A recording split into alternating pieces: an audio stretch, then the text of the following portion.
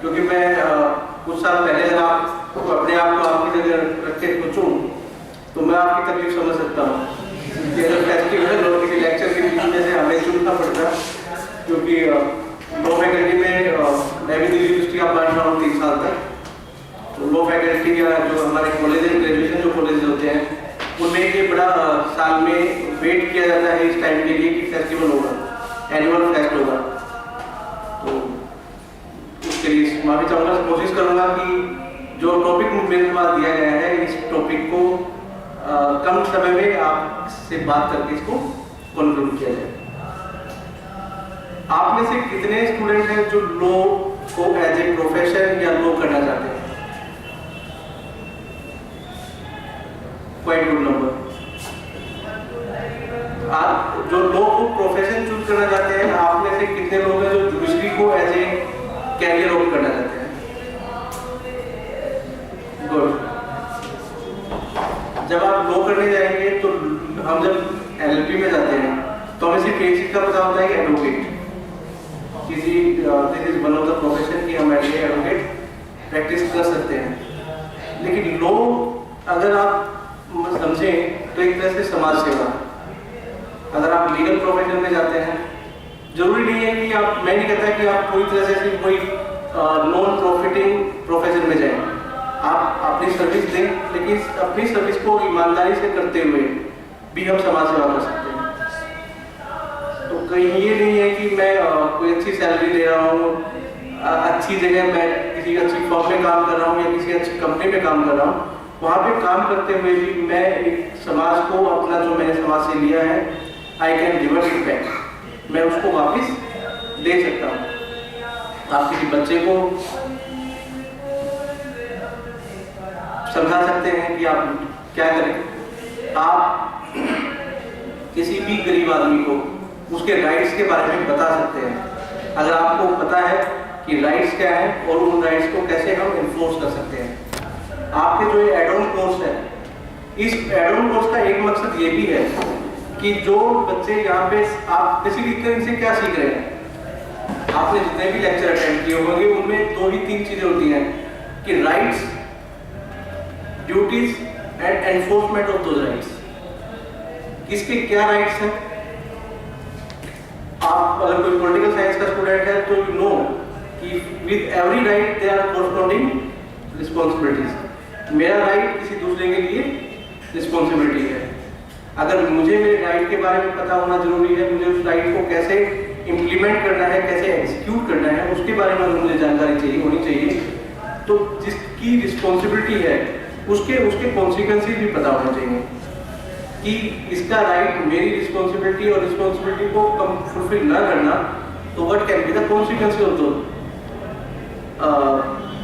Failure. आज के topic पे आने से पहले नालसा के बारे में मैं आपसे कुछ सवाल पूछना चाहूंगा, क्योंकि मैंने मुझे बताया कि डालसा और नालसा के बारे में प्रीवियस जो कुछ लेक्चर्स हुए उनमें आपने क्लासेस अटेंड की हैं। What NALSA stands for? NALSA means, can anybody tell? National Legal Service Authority. National Legal Service Authority. What is the main function of National Legal Service Authority, or what is the main function of any legal service authority? Because you know that the Legal Service Authority has been constituted under an act, under a law, that is Legal Service Authority Act 1987. Then what is the function of any legal service authority? Yes. They provide legal aid. Yes. A lawyer who cannot afford it. They provide financial aid. They provide financial assistance to victims of a certain crime, like natural disaster, crime by victims. Yes. Please. As rightly said, the main function is to provide legal aid. Because every person may not be in a position to afford a legal advocate, cannot afford to give the fees of an advocate. In such situation, there is a provision, there is an article under our constitution. Article, please you are saying you are 30, no, 39A. 39A is a directive principle under the chapter of directive principle which talks about giving free legal aid. Free legal aid is a mandate for the state government to provide to every person who can't afford it. NALSA is the national body of legal service authority, and the second senior most justice of Supreme Court will be the executive chairperson of NALSA. Patron in chief will be the Chief Justice of India.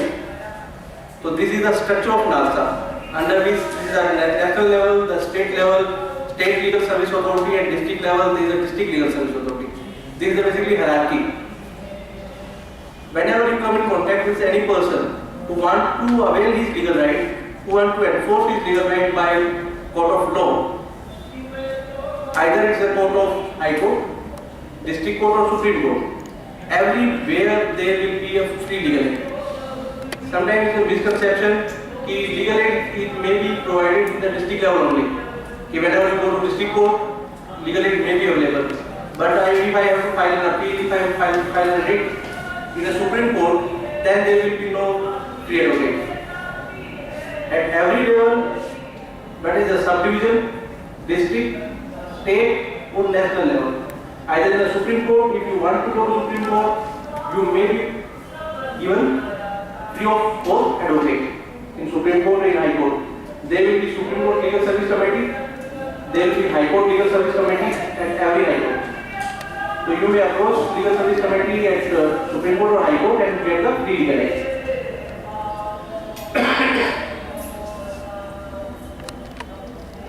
जैसे madam ने अभी बताया आपको कि national legal service authority की कुछ schemes है, topic का नाम है नालसा स्कीम्स, कि नालसा ने कुछ स्कीम्स का अडॉप्ट की या कुछ स्कीम्स को अडॉप्ट किया।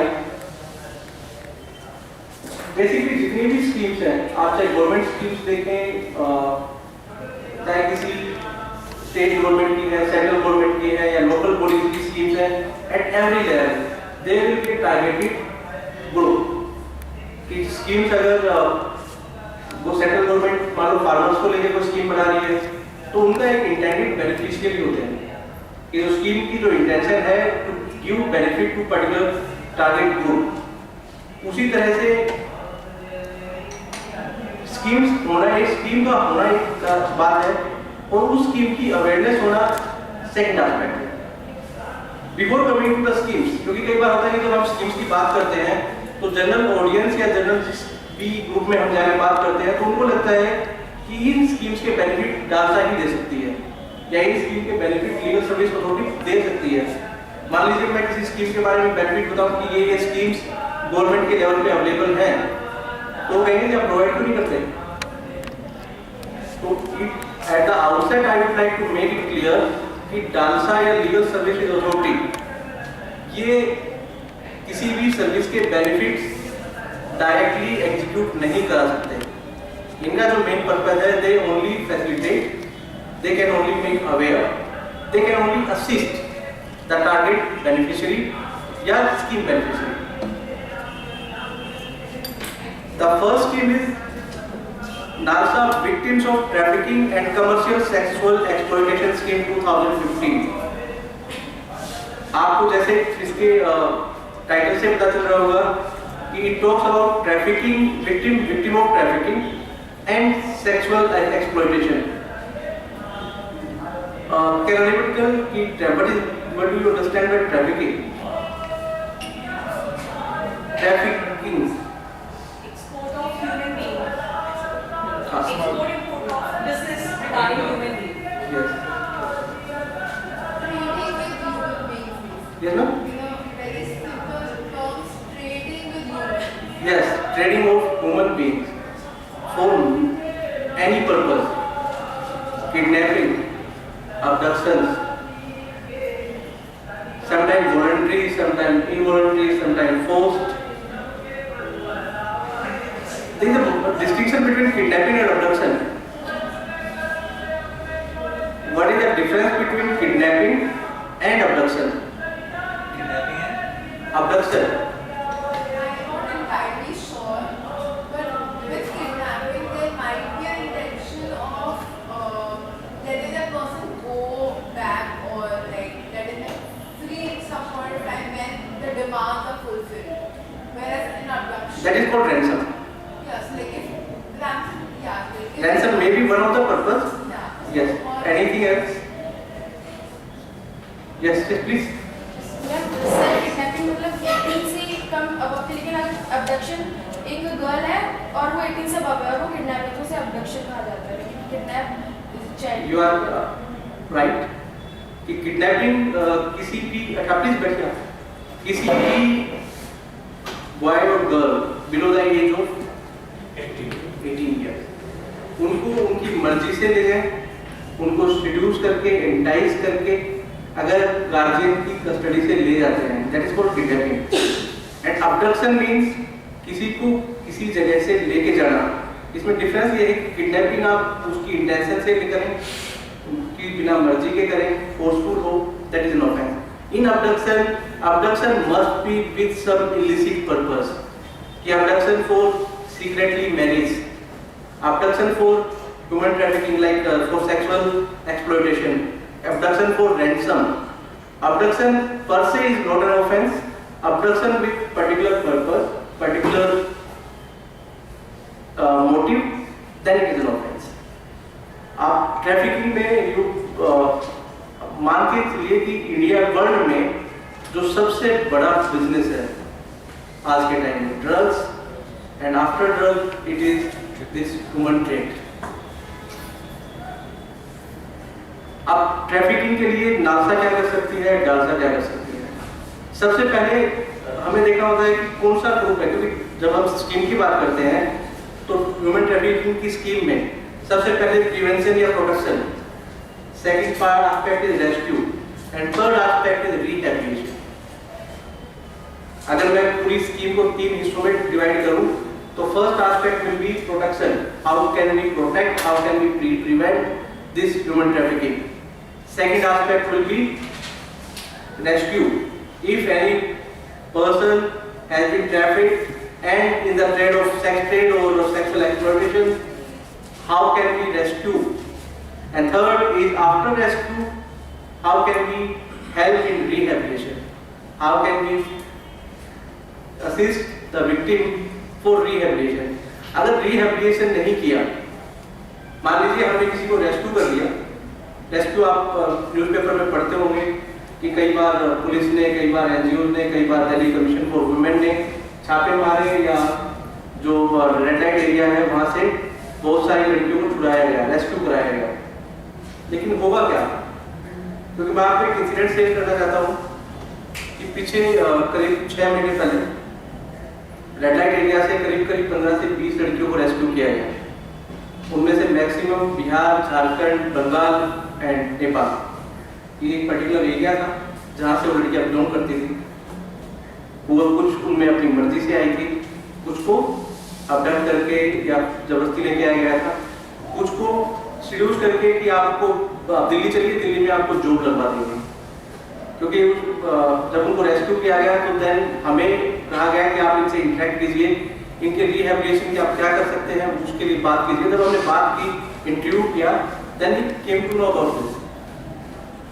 किसी को कहा गया कि चलो वहाँ पे अच्छी नौकरी मिलेगी आपको, 10,000 रुपये सैलरी है, 15,000 सैलरी है. उसको कोई लड़का लेके आ गया कि चलो मैं आपसे शादी करूँगा.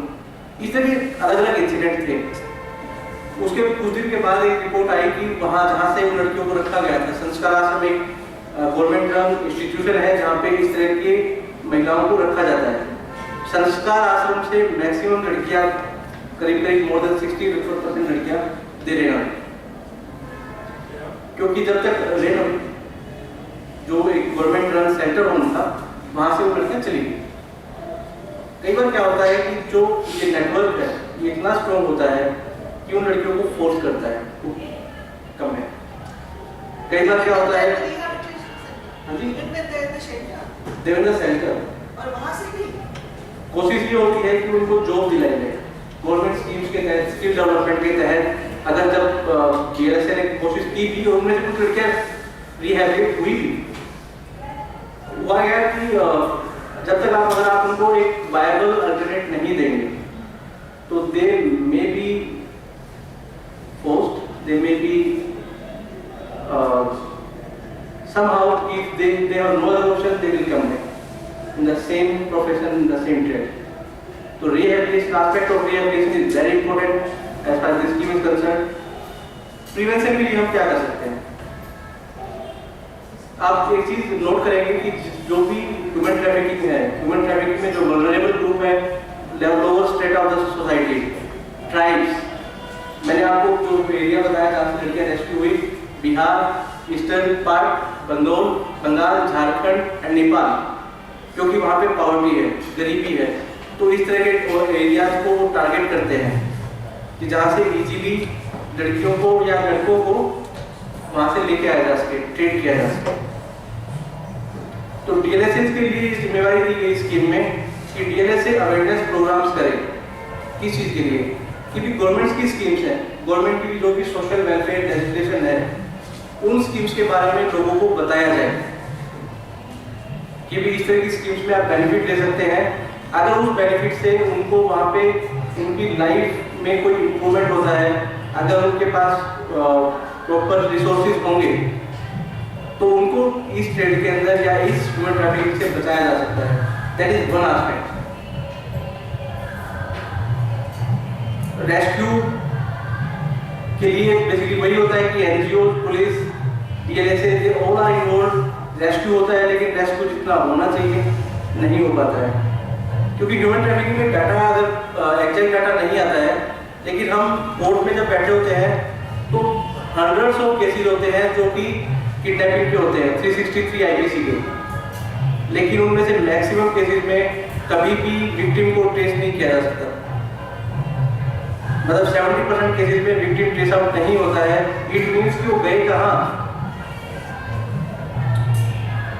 कि मान लीजिए अगर पूरी दिल्ली में 10,363 की साल में एफआईआर दर्ज होती है, and this is a rough estimate, I am not saying exact estimate, कि अगर पूरी दिल्ली में 10,000 मिसिंग चिल्ड्रन की अगर एफआईआर दर्ज हुई, missing children, missing girls, missing adolescent, may be, लेकिन मैक्सिमम मिसिंग चिल्ड्रन होते हैं क्योंकि they it is very easy to pick a child, लेकिन उन 10,000 में से 6 से 7,000 केसेस में बच्चे ट्रेस आउट नहीं होते हैं।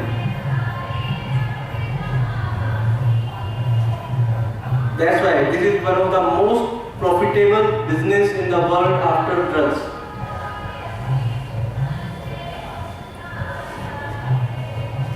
But as far as the efforts are concerned, there must be multi-dimensional efforts. Efforts from the executive, efforts must be from NGOs, community-based organizations, DLSAs, government part, executive and legislature, everyone. अभी भी एक लो pending है, I don't think अभी notify हुआ है human trafficking के ऊपर, कि उसके अंदर पनिशमेंट्स हैं, काफ़ी स्ट्रिंजेंट पनिशमेंट्स हैं, बेल को लेके काफ़ी स्ट्रिक्ट लॉ है, but still yet to be notified.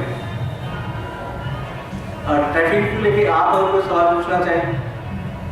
As normal individuals, is there anything we can do to reduce traffic? देखिए, ट्रैफिकिंग हर बार फोर्सफुल हो ये जरूरी नहीं है, क्योंकि जो फोर्सफुल ट्रैफिकिंग होती है वो फिर भी पकड़ी जाती है, लेकिन जहाँ पे ट्रैफिकिंग फैमिली को इन्वॉल्व करके होती है, that is very difficult.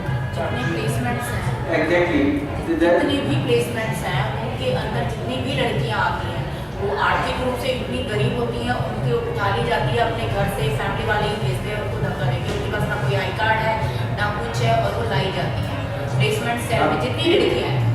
Being individual हम इतना कर सकते हैं कि जब इस तरह की हमारे पास कोई वर्क फोर्स आती है तो we can insist for registration, yes, we can insist for verification. Sir 3 लड़कियों की डेथ हो गई थी होली के आसपास पिछले साल ही, और उनका ना उनके घर वालों को पता चला था ना किसी और को, यहाँ मर गई, और प्लेसमेंट वाले ने कह दिया कि मुझे तो पता नहीं कहाँ से आई, मुझे तो मालूम ही नहीं कहाँ से आई, और प्लेसमेंट वाला भी अपना जो किराए का मकान होता लेके बंद करके भाग गया। डिपेंड कि under which section offense has been registered.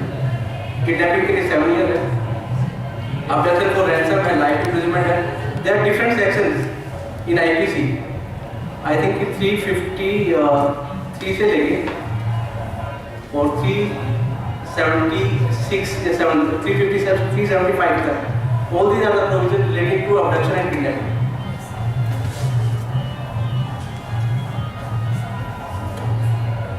With the family permission बहुत ज़्यादा ट्रैफिक हाँ, मैक्सिमम जो ट्रैफिकिंग है with the family permission, Yes. And the main reason is economic condition. Yes, definitely. The next scheme is legal services to the worker in unorganized sector. What is the meaning of unorganized sector?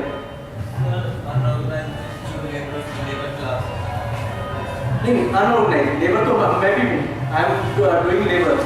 जब आप किसी firm में जाते हैं, किसी company में जाते हैं, that is also labor। We are working for someone, it is a labor। Yes, unorganized। I am not saying private and public. Private means private agencies, public means government agencies। Yes, So in an unorganized sector, there is no fixed time for working and no security of job and unlimited working hours. You can be called any time. yes, few characteristics you state, but still I want to know the definition of unorganized। Yes,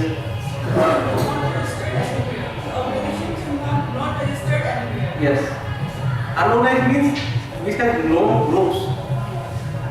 जहाँ पे भी आप अगर देखेंगे, unorganised organised means कोई company में काम करता है, कोई फैक्ट्री में काम करता है, they have registration, the employ is bound to register such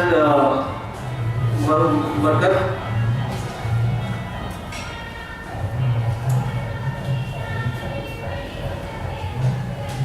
agriculture,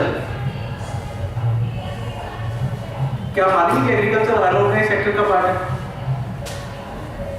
जो मेजोरिटी अनऑर्गेनाइज्ड सेक्टर है that is in the farming sector.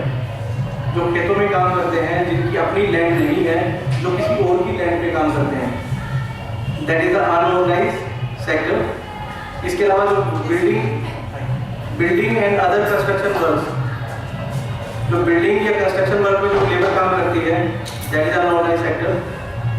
Self employed, rickshaw वाला है, ठेले वाला है, ऑटो वाला है, that are also organised sector. Unorganised sector में और जो ऑर्गेनाइज्ड सेक्टर है उसमें क्या फर्क है?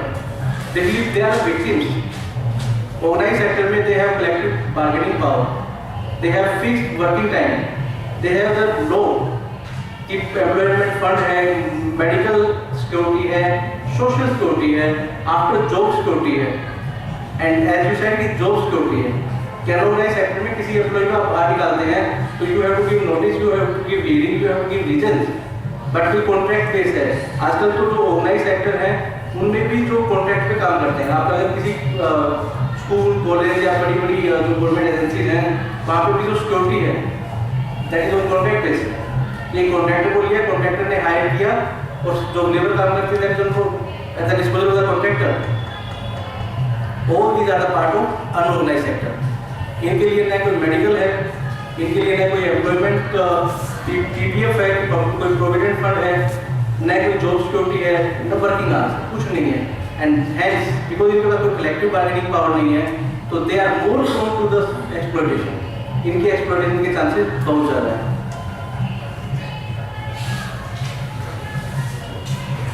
अभी अगर कोई कानून की बात करूं तो कुछ पर्टिकुलर ग्रुप में जो अनऑर्गेनाइज्ड वर्कर हैं उनके लिए जो कानून है, जैसे बीड़ी एंड सिगार वर्कर्स के लिए है, डॉग वर्कर्स के लिए कानून बना हुआ है कि उनके लिए उनकी जो वर्किंग कंडीशन है उनको रेगुलेट करने के लिए। सिनेमा थिएटर के जो वर्कर्स हैं उनके लिए कानून है। बिल्डिंग एंड कंस्ट्रक्शन वर्क में जो काम लोग जुड़े हुए हैं उनके लिए भी अभी पीछे लोग बना है। बाकी जो अनऑर्गेनाइज्ड सेक्टर है, आप मान ये देखिए कितना हमारे कानून में कितनी देर से चलते हैं कि अनऑर्गेनाइज्ड वर्कर्स के लिए जो कानून बना, जो एक सभी अनऑर्गेनाइज्ड वर्कर्स को इंक्लूड करता है, दैट वाज पास्ड इन 2008। इससे पहले अनऑर्गेनाइज्ड वर्कर्स के लिए कोई कॉमन कानून नहीं था। छोटे छोटे टारगेट ग्रुप थे, उनके लिए ही कानून था। सर जैसे कि आपने कहा कि जो बिल्डिंग कंस्ट्रक्शन वर्कर्स होते हैं इनके लिए भी अब कुछ कानून है, मतलब इनके लिए प्रोविडेंट फंड वगैरह कुछ ऐसे इनके लिए प्रोविडेंट फंड ऐसा नहीं है, लेकिन इनके लिए अब जो स्कीम्स बनी है इनके लिए अब मैं उसी पार्ट पे आ रहा था कि कानून बनने के बावजूद भी मैक्सिमम स्टेट्स ने बोर्ड नहीं बनाई कि बिल्डिंग कंस्ट्रक्शन बोर्ड बनना था, वर्कर्स बोर्ड बनना था, मैक्सिमम स्टेट्स ने आज तक नहीं बनाया। मैक्सिमम स्टेट्स ने जो लॉ है उसके रूल्स नोटिफाई नहीं किए हैं। और एक्चुअली जो सब बिल्डर्स होते हैं उनको अगर पता भी होता है वो उनका शोषण वैसे कर जाते हैं। शोषण वही है पार्ट है कि अभी भी ये नहीं, कानून की कमियां बता रहा हूँ मैं आपको, कानून में कहीं ये नहीं है कि एम्प्लॉयर की ड्यूटी है या कॉन्ट्रैक्टर की ड्यूटी है to get them registered, rather the worker has to register himself in the labour office. पर अभी दिल्ली में थोड़ी सी सिचुएशन बेटर है क्योंकि यहाँ पे बोर्ड भी बना हुआ है, यहाँ पे रूल भी नोटिफाइड है और स्कीम्स भी है। स्कीम्स में है कि मैटरनिटी बेनिफिट्स हैं, उनको मेडिकल बेनिफिट्स भी हैं, तो काफी सारे बेनिफिट्स हैं उनके लिए उस स्कीम के अंदर। लेकिन उसकी जो लीगल एड की जो ड्यूटी है वो है अवेयरनेस प्रोग्राम करना, कि जहाँ पे भी कंस्ट्रक्शन वर्कर्स को आइडेंटिफाई करना है कि this is the area where the unorganised worker और the construction workers are residing. The DLSA has to organize awareness program to make them aware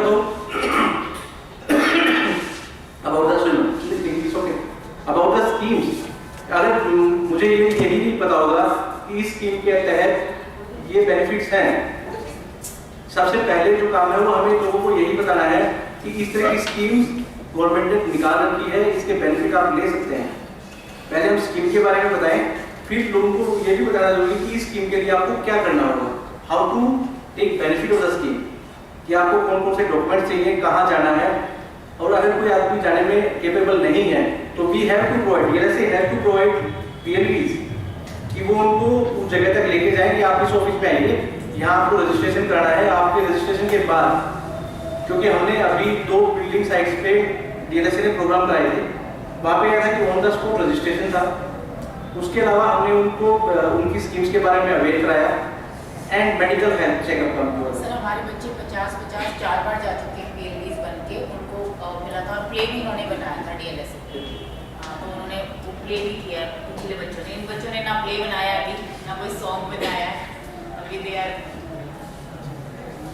sir जैसे आम्रपाली अगर जो है एक फेमस बिल्डर्स है, तो ये फैसिलिटीज है उन्हीं बिल्डर्स के जो वो होंगे लेबर्स होती है उन्हीं को मिलेगी, जो अनऑर्गेनाइज्ड नॉर्मल जैसे एक हाउस बनाते हैं कुछ भी है कि कोई भी मेरा घर बना रहा है, हाँ वो कंस्ट्रक्शन वर्क में इन्वॉल्व है, he is also involve in the scheme.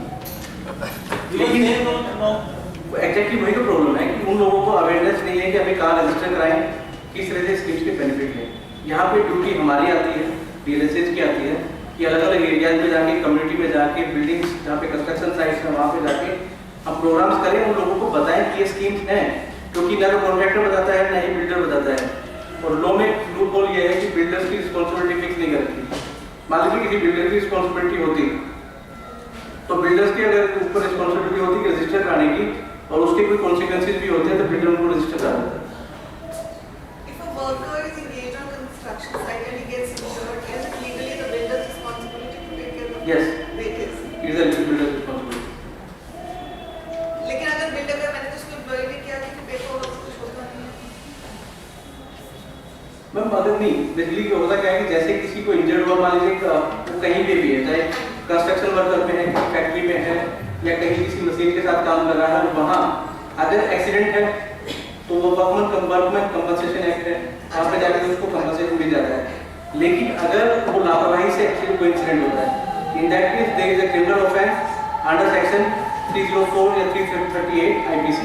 अगर डेथ होती है तो 304A, अगर इंजरी होती है तो 338, 27 to 88 कि मशीन के साथ अगर कोई हादसा हो जाए और लापरवाही से कोई हादसा हो जाए, लापरवाही मान लीजिए कि प्रॉपर जो कवरिंग है, वायर की कवरिंग नहीं है और कोई इंसुलेट नहीं हो रखी वायर, और वहाँ पे अगर मशीन चलाते हुए मान लीजिए कि वर्कर की डेथ हो जाती है या वर्कर कोई सीरियसली इंजर्ड हो जाता है, अगर ऑर्गेनाइज सेक्टर में तो ऑब्वियसली वर्कमैन कंपनसेशन एक्ट में भी चला जाएगा और क्रिमिनल ऑफेंस भी बढ़ जाएगा।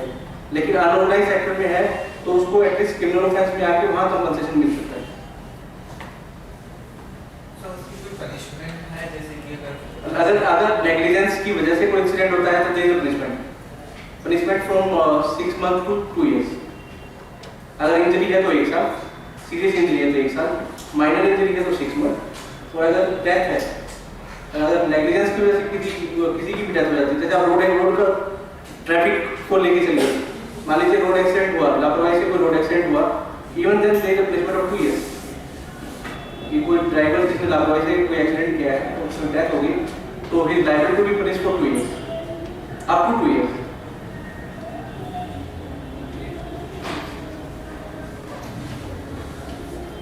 अनऑर्गेनाइज्ड सेक्टर पे बाकी लीगल एस्पेक्ट काफी है, इसमें काफी डिटेल में है। अगर आप अनऑर्गेनाइज्ड सेक्टर पे anything you would like to ask, लेकिन हमारी ड्यूटी है कि लीगल अवेयरनेस प्रोग्राम करना, उनकी हेल्प करना, उनको उनके राइट्स के बारे में। जितनी भी स्कीम्स मैं आपको बताऊंगा, एक एस्पेक्ट हमेशा टीएलएसए की ड्यूटी रहेगी कि जितनी भी, क्योंकि जितने स्कीम्स हैं वो सारी weaker section of the society की है। जो सोसाइटी का जो वीकर पार्ट है, जो मार्जिनलाइज सेक्शन की सोसाइटी का है, उनके लिए स्कीम बनाई गई है। और उनके लिए स्कीम इसलिए बनाई गई है कि वो अपने राइट के लिए अगर नहीं लड़ सकते या उनको अपने राइट के बारे में नहीं पता है, तो it is the duty of the institution working in this field to make them aware, to make them sensitized, and to make them capable to fight for their right. The next scheme is child friendly or child rights people. ये 10 schemes हैं, उसमें से जो main है, जो तुम्हें जाननी है, पूछनी है, समझनी है। देखिए चाइल्ड राइट्स पे मैं आपको बहुत ज़्यादा डिटेल में, क्योंकि चाइल्ड राइट्स पे बहुत लोग हैं, काफ़ी सारा कानून है, लेकिन जो आपको मैं मेनली जो कानून के बारे में बताना चाहता हूँ, क्योंकि आप उस फेज में जा रहे हैं, आप अराउंड 80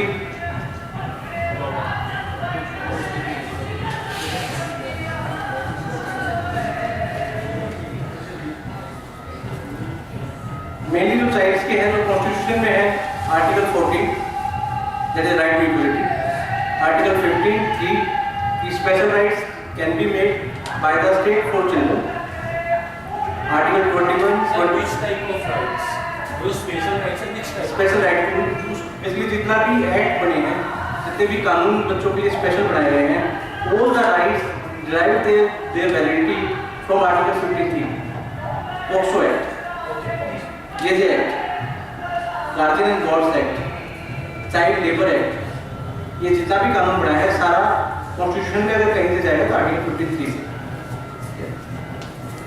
JJ Act जुवेनाइल, कोई juvenile, Who is under 16 now? yes, Below 16. yeah, quite confusing. below 18. As general law, any boy, any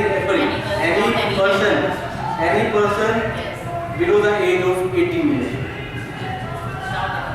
क्योंकि कुछ आवाजें मैंने सुनी अभी 16 to 18, वो सारे का सारा कंफ्यूजन अमेंडमेंट से है। सर वो देखिए After India, no, not after India. आपको मिल there is an amendment. Amendment क्या हुआ कि अब उस ट्रेंड ये स्टार्ट हुआ कि 16 से मतलब पर्टिकुलर एज के बच्चे काफी सीरियस क्राइम करना स्टार्ट कर दिया, मर्डर, रेप, किडनैपिंग, अबडक्शन सभी में इन्वॉल्व होने लगे। बेसिकली जो ऑर्गेनाइज क्राइम है, ऑर्गेनाइज क्राइम के जो लीडर्स हैं उन्होंने इस लॉ का फायदा उठाया कि 15, 16, 17, 18 साल के बच्चों को पकड़ा, मर्डर करा दिया। उनको पता था कि मैक्सिमम पनिशमेंट 3 साल की होगी, वो भी मैक्सिमम होगी और उसको जेल नहीं भेजेंगे, ऑब्जर्वेशन में रखेंगे। चाइल्ड राइट्स की बात है, मान लीजिए कोई बच्चा अगर क्राइम करता है उसको कहाँ लेके जाएंगे? ऑब्जर्वेशन होम, बाल सुधार गृह, अगर उसको टर्म यूज करें तो ऑब्जर्वेशन होम और स्पेशल होम अच्छे से रहते हैं, उनको कोई डर ही नहीं है। जेल में फिर भी एक जेल है, रिस्ट्रिक्शन है, वहाँ तो दे आर एंजॉयिंग। तो 60 तो बच्चों के लिए था कि 18 साल से बच्चों को जेल नहीं भेजेंगे, मैक्सिमम सजा 3 साल की करेंगे। निर्भया केस में भी जो एक लड़का था जो जुर्माना था, he was let off after 3 years and the yes, don't be surprised, एक जो लड़का था he was released after 3 years from observation home and the rest were given sentence of death. अगर वो लड़का 6 महीने बड़ा होता तो उसको भी उसी लाइन में होता। उसके बाद ये अमेंडमेंट हुआ, ठीक था, निर्भया के बाद अमेंडमेंट हुआ कि 16 से लेके 18 ईयर का अगर कोई बच्चा कोई इस तरह का क्राइम कर दे जो कि हीनस क्राइम है, हीनस क्राइम की डेफिनेशन है जिसकी मिनिमम पनिशमेंट 10 ईयर। सर जो गुड़गांव वाला केस हुआ था वो this was the one of the case which was referred for regular trial. उस तरह के केसेस में क्या करते हैं, उस तरह के केसेस में उसको अडल्ट ट्रीट किया जाता है. He will be deemed to be adult and then he will be tried as an adult and he may be given all the punishment except death sentence. 16 से 18 साल के बच्चे को भी डेथ सेंटेंस नहीं दे सकते, चाहे उसको अडल्ट ट्राई किया जाए. चाइल्ड लेबर के ऊपर हमारा कॉन्स्टिट्यूशन बोला जाता है, तो अब हम बोलेंगे अंडर 18 को या नॉर्मल जो अंडर 16 बोले या under 18. As a law under 18, there is an exception carved out of the particular age group 16 to 18, and then that too in case of heinous crime. For a person below 16 Then he will be treated as a juvenile. even if it's murder. Any offence.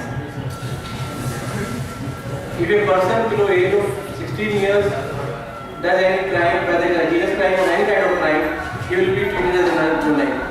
Basically, word is not juvenile. We use two terms. One term is child in conflict with law, and the other term is child in need of care and protection. There you will find number of children who don't have any parents, any guardian, any person to take care of. Such person are called child in need of care and protection. Such children,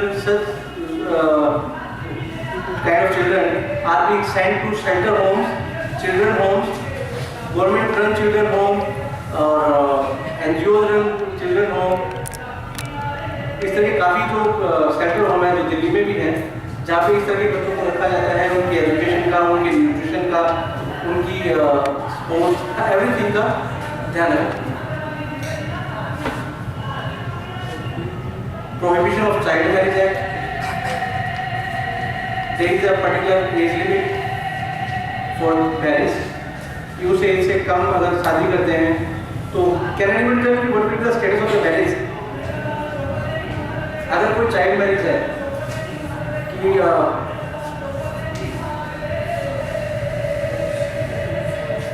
female 18 man 21. Exactly मैंने पूछा कि उस child को उस marriage का status क्या होगा. Please, anybody else? When we got null, anything null and void का मतलब the marriage will be considered in no existence. It will be deemed कि ऐसा marriage has not solemnized. Anything else? Any other view? कि what will be the status of marriage, such child marriage? क्योंकि बहुत confusion है इसको लेके, especially बहुत सारे जजमेंट भी हैं सर. judgments तो है. Can anybody tell कि क्या होगा उस marriage का status? कोई भी गैस कर लीजिए अगर आप. डिग्री है नहीं तो so no. Child is the marriage is illegal, but will be valid. Will be valid. Ma'am हमारे देश में आज के टाइम की बहुत सारी मैरिजेज हैं, चाइल्ड मैरिज होती हैं. अगर उन मैरिजेज को नल एंड वॉइड डिक्लेयर करना स्टार्ट कर दिया तो कॉन्सिक्वेंस क्या होगा कि जो भी उनके बच्चे होंगे उनको आप इलीगल डिक्लेयर करोगे. राजस्थान में 50% से कम एज में देखा जाता है कि बहुत कम एज. अभी मतलब वो इररिस्पेक्टिव ऑफ एरियाज अभी हमारे देश में चाइल्ड मैरिज होती हैं, उतनी नहीं होती लेकिन फिर भी होती है. तो इसलिए रूल ये है कि उसको क्रिमिनल ऑफेंस बनाया गया है. अगर कोई चाइल्ड मैरिज करता है या कोई चाइल्ड मैरिज में हेल्प करता है तो he may be tried as an accused. और हेल्प मैम हेल्प करने वाले को अगर आप एक्टिवली पार्टिसिपेट कर रहे हो, एक्टिवली अटेंड कर रहे हो तब भी. इस तरह के केसेस में कई बरातियों को भी सजा हुई है. आपको एक राजस्थान में एक बड़ा फेमस केस है जिसमें चाइल्ड मैरिज हुई थी, मास लार्ज स्केल पे चाइल्ड मैरिज हुई थी. That case was against the then chief minister of Rajasthan because he was present in that ceremony. DCP में थे उसमें उनको भी नोटिस गया. Basically, the Chief Minister, Mr. Bhairav Singh Shekhawat, was our Vice President also. He was tried as an accused in that case. Basically, child rights पे हम जो DRSA करता है, DRSA अलग-अलग एरिया में प्रोग्राम करता है. स्कूल्स में, कॉलेजेस में, कम्युनिटी में कि उनके राइट्स के बारे में बताया जाए बच्चों को, ताकि बच्चों को एक्सप्लॉयटेशन से बचाया जा सके. Exploitation may be physical, abuse may be economic. उनकी एजुकेशन के राइट्स हैं उसके बारे में भी बताया जाता है कि उनको ये बताएं, क्योंकि ड्रॉप आउट बहुत है, कि ड्रॉप आउट रेट आज भी बहुत है और ये जितनी भी प्रॉब्लम्स हैं they are interconnected. Drop out या तो गरीबी की वजह से होगा, कई बार क्या होता है कि गरीब बच्चे होते हैं, स्ट्रीट चिल्ड्रन हैं, वो ड्रग्स लेने लगते हैं, या फिर स्कूल में जाने के बाद ड्रग्स लेने लगते हैं, या तो ड्रग्स की वजह से ड्रॉप आउट हो जाता है, या स्कूल में ड्रग्स की वजह से स्कूल ही नहीं जाते। तो there are different rights of the child which need to be addressed. POCSO के बारे में आप लोगों ने सुना होगा कि बच्चों के पॉक्सो है। Okay, we have conducted in Delhi more than 1000 schools we cover on the awareness program for POCSO. POCSO means Protection of Children from Sexual Offences Act.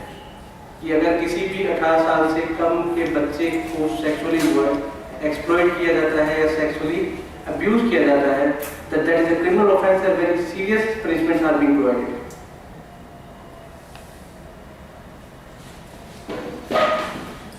Legal service, कोई भी बच्चा अगर कोई अपने राइट को लेकर कोर्ट में आता है तो he can avail free legal aid. Child of any income group, for any right, he can approach legal aid. Yes, anything on the child aid? Basically, male or female? In POCSO? नहीं, legal aid. Legal aid may be given to any child. I am saying irrespective of. नहीं, ये male female की बात कर रहे हैं। Male female में सबको मिलेगी लीगल एड क्या नहीं? सबको। देखिए लीगल एड के बारे में मैंने डासा मैडम लास्ट लेक्चर में मैंने बताया। मैडम ने बताया था कि लेडीज तो चाहे सोनिया गांधी हो सबको मिलेगी, मेल का है नहीं, मेल का भी कुछ नहीं है। आप एक बार देखेंगे तो जो हमारा फ्री लीगल एड है वो करीब 85% पॉपुलेशन को कवर करता है।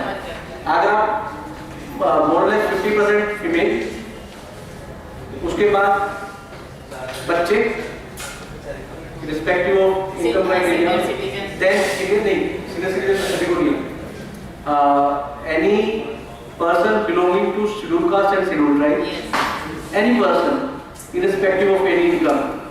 अगर कोई शेड्यूल कास्ट से कोई किसी भी इनकम ग्रुप में है, he is entitled for free legal aid. उसके बाद any person below annual income of 1 lakh, in case of senior citizen below income 2 lakhs, transgender 2 lakhs, it is going to be enhanced. बढ़ गया sir वो 5 है। Madam अभी notify नहीं हुआ है, मतलब हमारे रूल्स में आ गया है कि हम इसको ऑलमोस्ट डबल करने वाले हैं, बट अभी इसका नोटिफाई होना बचा हुआ है, तो मैं आपको अभी ऑफिशियली नहीं कह सकता कि दिस इज इनकम ग्रुप। तो इररिस्पेक्ट कोई भी बच्चा आगे आ सकता है, आइदर मेल और फीमेल। चाइल्ड राइट्स पे आपके मन में कोई सवाल हो? Yes. Please back to conversation. Sir कोई भी जैसे आपने बोला कि 18 से कम एज के होते हैं उनको इतनी मतलब सजा दी जाती है, जैसे कोई भी केस हो, जिस समय केस पड़े हैं, जो भी रेप वगैरह केस होते हैं तो 18 से कम या 12 ईयर से कम को बहुत हाई सजा। सर सजा तो सबको वैसी होनी चाहिए ना, ऐसा अलग से क्यों बनाया कि 18 से कम वालों को इतनी बड़ी सजा और 18 से कम वाले बहुत जल्दी छूट जाते हैं? बिल्कुल सही कहा आपने। बैठिए। जब मैं 17 साल का था तो मेरी अंडरस्टैंडिंग इतनी मैच्योर नहीं थी। जब आप आज से 10 साल के बाद अपने आप को देखोगे तो आपकी आज की अंडरस्टैंडिंग में 10 साल के बाद की होगी, क्योंकि हम अपने एक्ट और अपने कॉन्सिक्वेंसेस को जज करना बड़ा मुश्किल काम होता है कि आप किसी बच्चे को थोड़ा सा उस सालों बच्चा तुरंत एक्ट करेगा। आप कॉलेज में झगड़े होते हैं, स्कूलों में वो उससे ज़्यादा झगड़े होते हैं, सबसे ज़्यादा झगड़े होते हैं 8, 9, 10, 11, 12, ये 5 क्लासेस होती हैं जिनमें सबसे ज़्यादा झगड़े होते हैं। उसके बाद कॉलेजेस में भी झगड़े होते हैं। आपने कभी किसी फर्म के ऑफिस में, हाँ जी, क्या आपने कभी किसी सर्विस क्लास या किसी ऑफिस में या किसी और वर्किंग प्लेस पे या कभी कॉलेज में झगड़ा होते देखा है? नहीं, स्टूडेंट्स का देखा नहीं, कभी आपने अपने टीचर्स को स्टूडेंट्स की तरह लड़ते देखा है? नहीं। कभी आपने उनके हाथ में डंडे देखे हो कि नहीं देखा। फर्क कहाँ है? The experience by the age you go, then you begin. में देखा है तो पिटते हुए लाया फिर पकड़ वो हमने सबने देखा है कि स्कूल कॉलेज में होते हैं। उसका रीजन यही है कि 2 मिनट में बच्चे हाइपर हो जाते हैं, एग्रेसिव हो जाते हैं। किसी ने उसको कहा है तेरे बारे में गाली दे रहा है, ये नहीं पूछेगा कि दिया नहीं दिया, तो डंडा उठाया उसको मारा। सोचते नहीं है, इस बारे में नहीं सोचते हैं कि वो क्या कर रहे हैं और जो कर रहे हैं उसका परिणाम क्या होगा। That's why 18 साल कोई पर्टिकुलर एज मानते हुए ये क्वेश्चन नहीं था मेरा, मतलब 18 साल से ज्यादा के साथ जिनका मतलब जैसे हम हैं 18 साल का हमारे साथ कुछ गलत होगा तो जो करेगा गलत उसको कम सजा, लेकिन अगर अभी 17 साल की थी और मेरे साथ कुछ गलत होता तो उसके लिए ज्यादा मार सकते हैं। आप अपने आप को विक्टिम के रूप में देखते हैं कि 18 साल से कम के विक्टिम अगर है तो सजा ज्यादा है, 18 साल से कम का विक्टिम अगर 18 साल से ज्यादा है तो देखिए जो ये एक्ट बनाया गया है ये भी निर्भया के बाद ही बना था। और उसके बाद बनने का कारण ये था कि जो चाइल्ड अब्यूज के केसेस थे दे वर ऑन राइज। चाइल्ड है वल्नरेबल होता है। अगर कोई 18 साल के या 19 साल के किसी विक्टिम को कोई थ्रेटन करे कि अगर तूने किसी को बताया तो जान से मार देगा, तो he can muster courage to defy threat and disclose to the parents. अगर किसी 12 साल 13 साल 14 साल के बच्चे को या 8 साल के बच्चे को कोई थ्रेट करे, कोई धमकाए, तो वो उस चीज को डरेगा, फर्क नहीं पड़ेगा, बहुत ज्यादा डरेगा कि कल कोई इंसिडेंट ना हो जाए। दूसरी चीज कि एक अंडरस्टैंडिंग के बाद किसी को फोर्स करना, कितने बार इंसिडेंट आते हैं कि बच्चे को चॉकलेट के बहाना लेके सेक्सुअली अब्यूज किया, बच्चा घर में अकेला था, सेक्सुअली अब्यूज किया, अनजान आदमी था, लेकिन there is a different case with a mature person. सजा ऐसा नहीं कि सजा वहां नहीं है। अगर सेक्सुअल ऑफेंसेस में अगर आप बाकी केसेस में भी देखें, 18 साल से ज़्यादा में भी देखें, तो सजा ऑलमोस्ट उतनी ही है। कानून में सजा में फर्क नहीं आया है कि रेप केस में भी सजा लाइफ इम्प्रिजनमेंट है, बच्चे के साथ भी कोई सेक्सुअल ऑफेंस होता है तो depending on the nature of the offence punishment provide की गई है। फर्क सिर्फ इतना है कि उनको किस तरह से इन्वेस्टिगेशन हो, उनके लिए स्पेशल कोर्टें बने। अभी 18 साल से ज्यादा 18 साल से कम के विक्टिम की ट्रायल में भी कोई बहुत ज्यादा फर्क नहीं है। आपको मैं थोड़ा सा शेयर कर दूं, आउट ऑफ द कॉन्टेक्स्ट है कि जब आप पोक्सो के बारे में नेक्स्ट लेक्चर होगा तो उसमें एक स्पेशल चीज बताई जाएगी कि इस कानून में स्पेशल क्या है। इस कानून में स्पेशल ये नहीं सजा ज्यादा है, इस कानून में सजा, इस कानून में स्पेशल ये है कि पुलिस ऑफिसर यूनिफॉर्म में नहीं आएगा, पुलिस ऑफिसर विक्टिम को थाने में नहीं बुलाएगा, पुलिस ऑफिसर विक्टिम के घर सिविल यूनिफॉर्म में जाएगा ताकि किसी को उसकी आइडेंटिटी डिस्क्लोज ना हो। बच्ची की स्टेटमेंट बच्ची की स्टेटमेंट उसके घर पे रिकॉर्ड होगी, न कि पुलिस स्टेशन में। बच्ची की गवाही एक अलग कमरे में होगी जहाँ पे एक्यूज नहीं होगा, उसके लिए सेपरेट विटनेस रूम बनाए गए हैं। अगर आप लोगों को मौका मिलेगा साकेत कोर्ट की विजिट करने का तो do visit and make request कि आपकी विजिट वल्नरेबल विटनेस रूम बनाई जाए। वल्नरेबल विटनेस रूम 3 हिस्सों में बटा होता है, एक हिस्से में जज, एक हिस्से में विक्टिम, एक हिस्से में एक्यूज बैठा होता है। विक्टिम एक्यूज को नहीं देख सकता है, देख सकती है, एक्यूज पूरी प्रोसीडिंग्स को देख सकता है। जज और विक्टिम के बीच में एक टेली कम्युनिकेशन होती है, एक स्क्रीन लगी होती है दोनों रूम्स में, जहाँ जज बच्ची को स्क्रीन पे देख सकता है और बच्ची स्क्रीन पे जज को देख सकती है। जैसा फिल्मों में देखते हो सवाल जवाब वैसे नहीं होते कि अच्छा क्या हुआ था, क्या हुआ जल्दी बताओ, ऐसा नहीं होता। वहाँ पे सवाल वकील जज साहब से पूछेगा, एडवोकेट जज से सवाल पूछेगा कि जज साहब ये सवाल है, जज साहब उस सवाल को एक वो जो विक्टिम है, विक्टिम के साथ एक स्पोर्ट पर्सन बैठा होता है, वो स्पोर्ट पर्सन उस सवाल को उस विक्टिम को बताएगा कि ये सवाल पूछा गया है। वो विक्टिम उस स्पोर्ट पर्सन को जवाब देगा, वापिस जज साहब के पास जवाब जाएगा, तब वो जवाब लिखा जाएगा। तो बड़ा ही कोडियल, बड़े ही मैं कहूँगी फ्रेंडली एटमॉस्फेयर में, ताकि बच्चा फ्री उससे अपनी स्टेटमेंट रिकॉर्ड करा सके।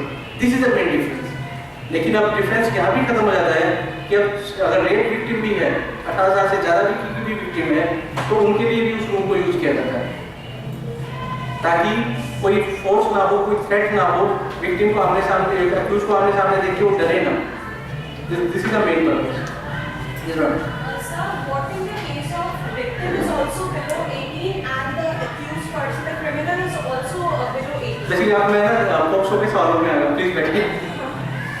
देखिए सिचुएशन ये है कि अगर विक्टिम 18 साल से कम है और एक्यूज 18 साल से ज़्यादा है, मैं वो दोनों सिचुएशन में आ रहा हूँ, तो the person who is above 18 year will be punished if both are 18 below 18 years and they do have any sexual relation, do have any sexual physical relation, both are liable, both can be punished. Or in case of any grave injury happened to that victim. And by I'm saying that both can be punished as per the nature of the offense. Okay. The boy and girl both. There won't be any change in the punishment scenario? No. So this will be covered in your next lecture in the POCSO classes. There is another scheme for mentally ill and mentally disabled person. There I use two terms, mentally ill and mentally disabled. Can anybody tell the difference? Mentally ill and mentally disabled.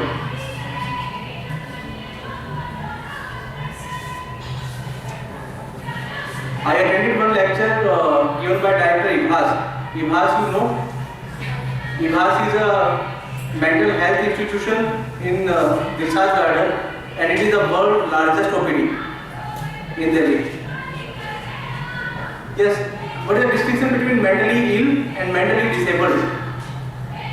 So mentally disabled, I think some psycho बोलते हैं. Yes? Some psycho बोलते हैं, like that. Psycho is basically a very vague term. अगर sir अगर psycho ने कुछ murder कर दिया तो फिर उसको That's a different issue. At present, I am asking you what is the distinction between mentally ill and mentally disabled. जो आपने सवाल पूछा, अगर जिसने आपने कहा कि mentally क्या पूछा आपने सवाल, mentally psycho different terms. अगर आप mentally इस तरह की सिचुएशन में हैं जहां आप अपने एक्ट और अपने कॉन्सिक्वेंसेस के बारे में जज नहीं कर सकते, then there is a provision in IPC and it is a complete exception. It does not amount to any offense. I am under complete hallucination, I am completely under delusion, and at the time of committing the offense, I am in the same state of mind that I am not able to understand the nature of act and nature of consequences. In such situation, it is a complete exception under IPC. Yes, no answer. Ki mentally ill and mentally disabled.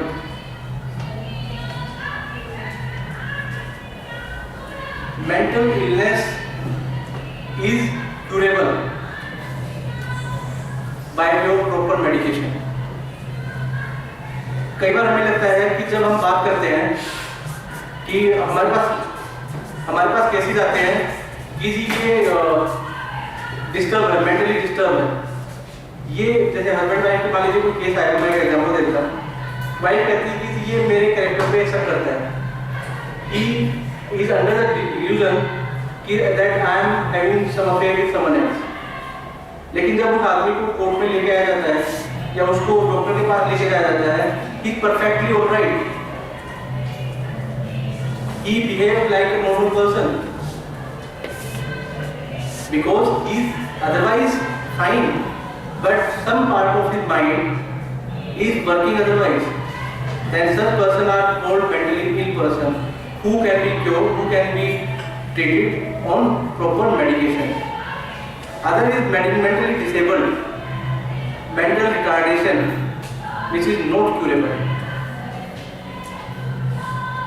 There are some terms like autism and cerebral palsy. These are also curable, sorry, incurable.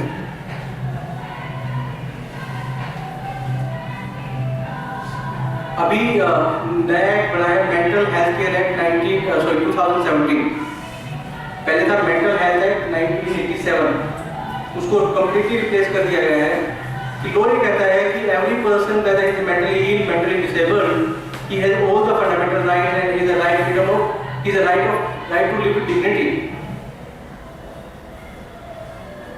कि जो mentally disabled person है, जो mentally ill person है, उनके भी rights हैं, उनके rights को भी प्रोटेक्ट किया जाना चाहिए। उनको इसको हम स्टिग्मा नहीं मानना चाहिए। बेसिकली हमारे देश में दिक्कत क्या है इस कंट्री में कि थोड़ी सी भी कोई आदमी अगर मेंटली डिस्टर्ब है तो अगर ना भी है, अगर कोई वैसे साइकियाट्रिस्ट से मिलने चला गया तो लोग वो बताएगा नहीं कि मैं साइकिलिस्ट से मिलने गया था, आई स्पेशलिस्ट से मिलने चले जाएगा, चाहे ब्रेन स्पेशलिस्ट से, हार्ट स्पेशलिस्ट से, सबसे मिलने चला जाएगा, डिस्कस करेगा 4 आदमियों से कि मैं हार्ट के लिए गया था तो क्या करना चाहिए। कोई भी आदमी साइकिलिस्ट के पास जाके ये डिस्क्लोज नहीं करेगा कि मैं साइकिलिस्ट के पास गया। इट इज सच बाहर तो लेते हैं काउंसलिंग, यहाँ इंडिया में ही problem. It is such a stigma, considered to be stigma कि जिस साइकिलिस्ट से मिलने चला गया पागल। In law they know such term mental. पहले आपने पागलखाने का नाम सुना था कि पागलखाने होते हैं, मेंटल असाइलम होते हैं। आज के टाइम में in India no such term exist, there will not be any term like mental asylum.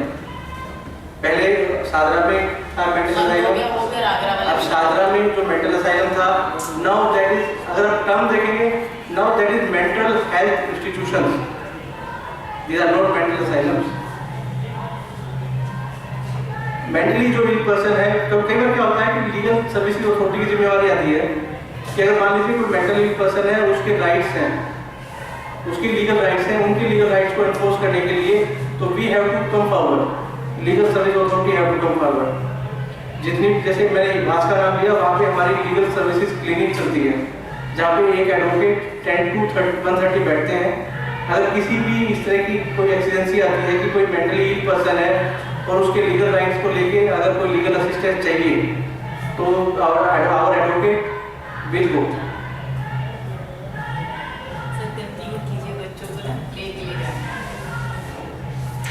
Actually में आज कुछ बच्चों की ना पार्लियामेंट विजिट भी है। ओके, देखिए स्कीम्स काफ़ी सारी है, अब मैं स्कीम्स के ऊपर जाऊँगा नहीं क्योंकि टाइम कंस्ट्रेंट है। I leave it to the house. Senior citizens को लेकर एक सवाल जरूर आपसे 5 मिनट दूंगा। उसका भी टॉपिक है, संदीप गुप्ता जी करेंगे, सीनियर सिटीजन पर ही उनका बेसिकली पूरा टॉपिक ही है। ओके, सीनियर सिटीजन पे सर आएंगे। सीनियर सिटीजन पे जो स्कीम थी जो हमने अडॉप्ट की है, सीनियर सिटीजन के लिए नया कानून बना है कि मान लीजिए किसी के बच्चे अपने माँ बाप की सेवा ना करें, अपने माँ बाप को मेंटेनेंस ना दें। मेंटेनेंस का मतलब है कि उनको रोटी, कपड़ा, मकान, मेडिसिन जो प्रॉपर चाहिए वो अगर ना दें तो वो बूढ़े माँ बाप क्या करें, या वो सीनियर सिटीजन क्या करें। पहले भी कानून था उनकी मेंटेनेंस के लिए, जो हम सेक्शन 125 सीआरपीसी में बात करते हैं कि वहाँ पे पेरेंट्स अपने बच्चों से मेंटेनेंस मांग सकते हैं, लेकिन वो काफ़ी लंबा कानून है, काफ़ी टाइम कंज्यूमिंग है। उसी के लिए एक नया कानून लेके आए हैं, senior citizens care and protection act. इस कानून के तहत जो डीएम ऑफिस है, डिस्ट्रिक्ट मजिस्ट्रेट ऑफिस है, वहाँ पर उसको पावर दी गई है कि वो ट्रिब्यूनल कॉन्स्टिट्यूट करे, और उन ट्रिब्यूनल्स में के ऊपर एक अपीलेट ट्रिब्यूनल भी होती है। उस ट्रिब्यूनल में यह है कि कोई भी सीनियर सिटीजन जाकर एप्लीकेशन लगाकर अपने बच्चों से खर्चा मांग सकता है, और ट्रिब्यूनल के पास पावर है कि वो 10,000 रुपये तक का मेंटेनेंस उन्हें प्रोवाइड कर सकते हैं। कई बार पहले होता था कि senior citizen out of love and affection अपने बच्चों को प्रॉपर्टी गिफ्ट कर देते थे अपनी लाइफ टाइम में। बाद में बच्चे आजकल थोड़ी सी न्यूक्लियर फैमिली ज़्यादा हो गई है, तो वो बस माँ बाप को घर से बाहर भेज देते हैं। आज के टाइम में सिविल कोर्ट में मैक्सिमम लिटिगेशन माँ बाप ने बच्चों के खिलाफ कर रखी है। डिबार भी कर रखा सर, बहुत सारा। अब माँ बाप ने मान लीजिए प्रॉपर्टी गिफ्ट कर दी तो क्या करें? अब इसी एक्ट में पावर है कि वो सीनियर सिटीजन उनके ट्रिब्यूनल में जाकर उस प्रॉपर्टी को वापस मांग सकते हैं, गिफ्ट की हुई प्रॉपर्टी को। तो सीनियर सिटीजन में भी हमारे जो डीएम ऑफिस है वहाँ पे हमने लीगल सर्विसेज क्लिनिक खोली हुई है। वहाँ पे हमारे एडवोकेट और पैरालीगल वॉलंटियर्स आते हैं जो सीनियर सिटीजन की हेल्प करते हैं। तो under this time constraint and fast just yes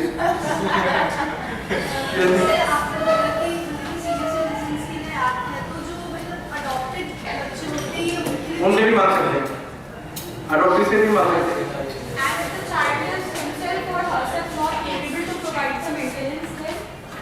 He must be capable.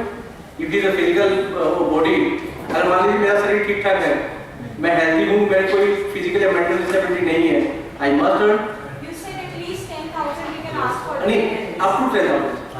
Up to 10,000. According it depends on the income of the child. It is a maximum limit, upper limit. Tanvi ma'am ने बताया था ना उसके हिस्से हो जाते हैं income वाले। हाँ, इनकम के टुकड़े हो जाते हैं कि इतना पैसा ये अपने ऊपर खर्च करेगा, याद रखा करो इतनी फैमिली पे खर्च करेगा, इसमें से जो बचा डबल उसका होगा, 2 शेयर उसके होंगे, बाकी सब जनरली 1/4 होता है, मतलब निकाल के 1/4 की Depends on the members of the family. Yes. Exactly उसके ऊपर रिस्पॉन्सिबिलिटी कितनी है, लायबिलिटी कितनी है, उसको डिडक्शन करके जो बचता है उसको डिवाइड करते हैं। With this, thank you for giving patient hearing and interaction under such situations. Thank you very much. Thank you very much sir. Sir NALSA जो है वो एक बहुत बड़ा एक एरिया कवर करता है जिसके अंतर्गत लगभग पूरा कवर हो जाता है, चाहे वो सीनियर सिटीजन हो, चाहे वो बच्चे हो, चाहे मेंटल इलनेस की बात हो या हमारे ट्रैफिकिंग की बात हो। मैक्सिमम जैसे सर ने कहा कि 85% तो इंसान उसमें कवर हो ही जाते हैं। बाकी मैं कहती हूँ कि 90 से भी अबव लोग उसके अंदर फायदा उठा सकते हैं, परंतु स्कीम का ही नहीं पता, लोगों को उनकी जानकारी नहीं है, जागरूकता नहीं है। इसलिए मैं आपको बोलती हूँ जो जानकारी आप यहाँ से लेके जाते हैं वो अपने समाज में, सोसाइटी में अपने लोगों तक स्प्रेड जरूर करें, लोगों को जानकारी दें। अधिकांश लोगों को ये नहीं मालूम कि फ्री लीगल